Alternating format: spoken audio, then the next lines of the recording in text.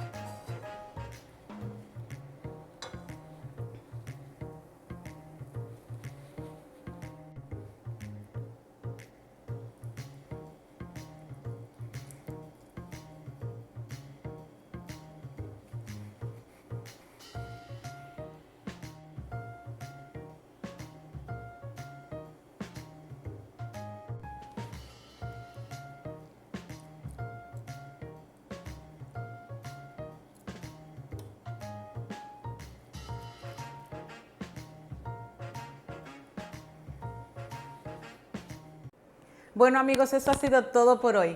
Yo espero que les haya gustado mucho esta receta de este pollo portugués. Yo estoy segura que sí.